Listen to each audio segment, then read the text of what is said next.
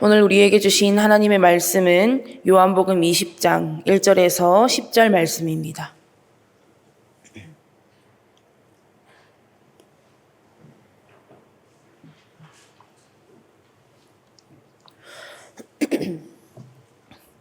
요한복음 20장 1절에서 10절까지의 말씀 교독으로 보겠습니다. 제가 먼저 읽겠습니다. 안식 후 첫날 일찍이 아직 어두울 때에 막달라 마리아가 무덤에 와서 돌이 무덤에서 옮겨진 것을 보고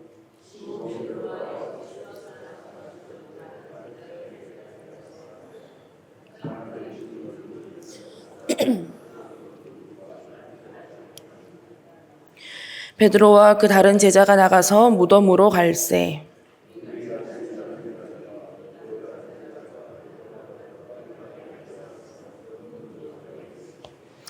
구부려 세마포 놓인 것을 보았으나 들어가지는 아니하였더니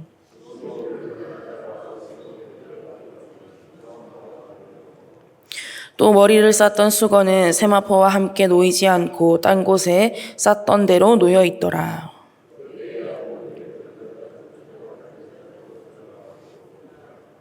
그들은 성경에 그가 죽은 자 가운데서 다시 살아나야 하리라 하신 말씀을 아직 알지 못하더라.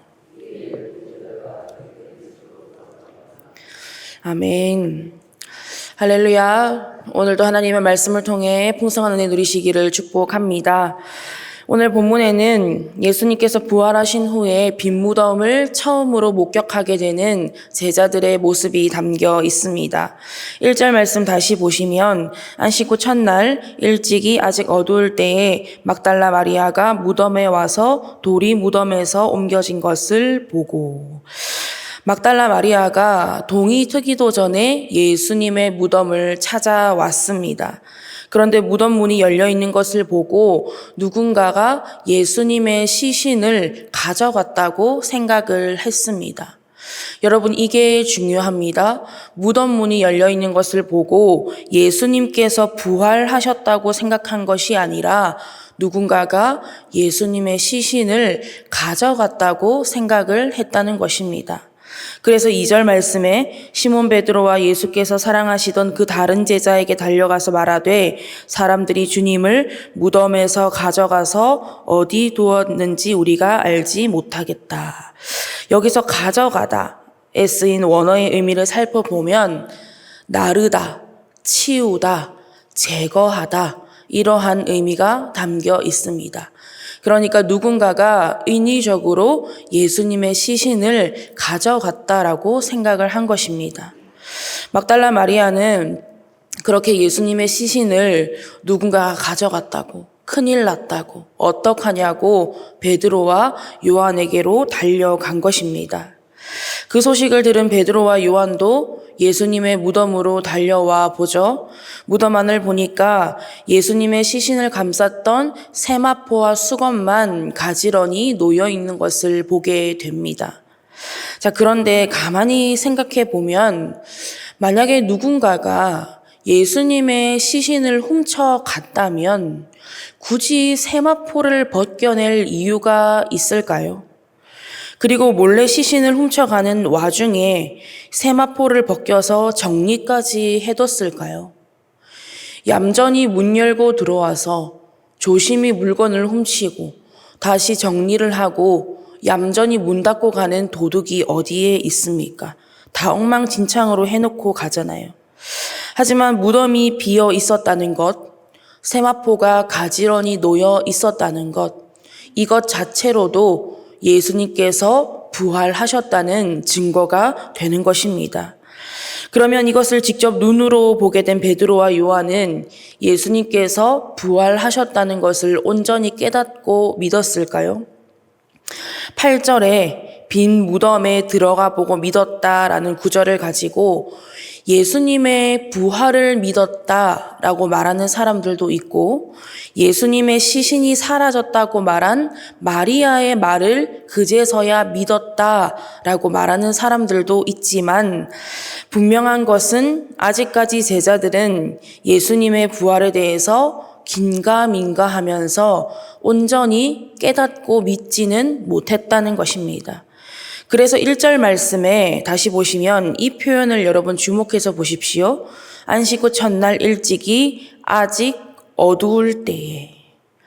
여기서 아직 어두울 때라는 표현은 단순히 물리적인 시간을 넘어서서 부활에 대해서 아직 영적인 인식이 뜨여지지 않았다. 어둡다라는 영적인 의미를 가지고 있는 것입니다.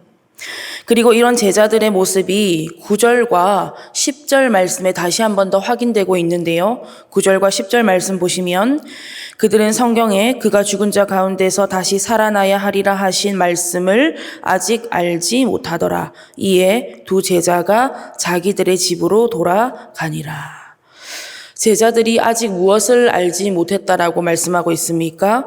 성경에 그가 죽은 자 가운데서 다시 살아나야 하리라 하신 말씀.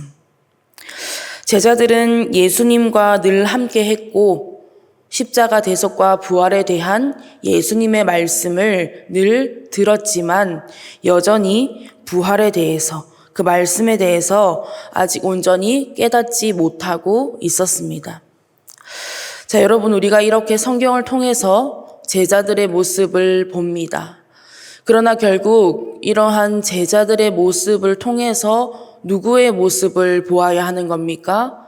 우리의 모습, 나 자신의 모습을 비춰볼 수 있어야 합니다. 여러분에게는 참된 부활 신앙, 부활 소망이 있으십니까?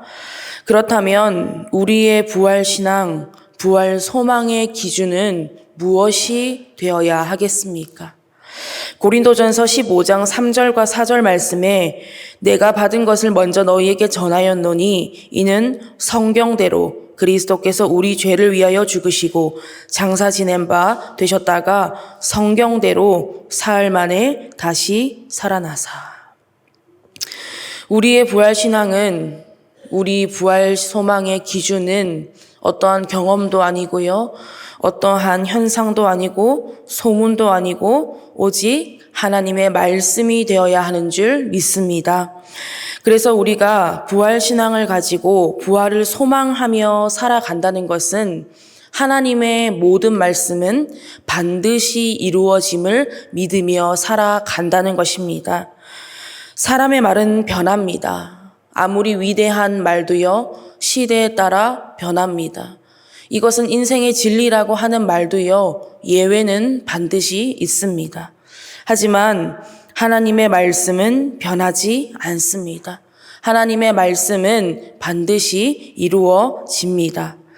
그렇기 때문에 이 사실이 우리에게 소망이 되는 것은 이 부활의 약속의 말씀이 그리스도 예수 안에 있는 우리에게도 반드시 이루어진다는 것입니다.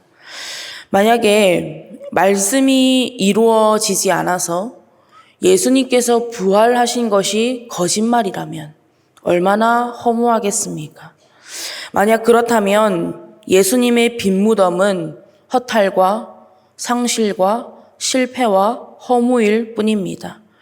그러나 하나님의 말씀은 반드시 이루어지고 예수님께서는 말씀대로 부활하셨습니다.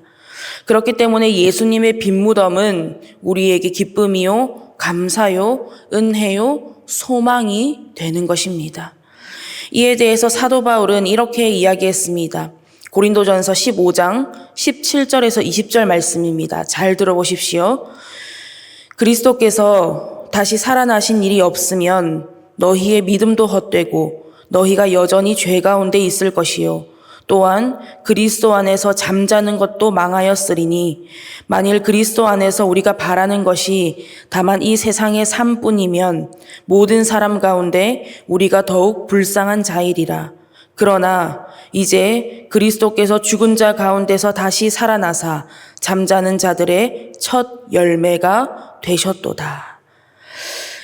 예수님께서는 성경대로 십자가를 지셨고 성경대로 다시 살아나셨습니다. 그렇기에 우리에게 부활신앙과 소망은 헛된 것이 아니라 참된 것임을 여러분 믿으시기 바랍니다. 이러한 믿음 가지고 오늘 하루도 세상과 구별된 부활신앙, 세상과 구별된 참된 부활 소망을 가지고 주님 안에서 온전히 살아갈 수 있는 저 여러분 밀양성결교회 모든 성도님들 될 수 있기를 간절히 바라고 원합니다. 기도하겠습니다. 하나님, 오늘도 하나님의 귀한 말씀을 허락하여 주시고 말씀과 기도로 하루를 시작하게 하심에 감사드립니다. 성경대로 죽음 이기시고 부활하신 예수님께서 지금도 살아계셔서 우리와 함께 하심을 믿습니다. 우리에게도 성경대로 부활의 소망이 있음을 믿사오니 언제나 부활의 산 소망이 되시는 주님 말씀 붙들며 살아가는 우리 모두가 되게 하여 주시옵소서. 감사드리며 예수님의 이름으로 기도드립니다. 아멘.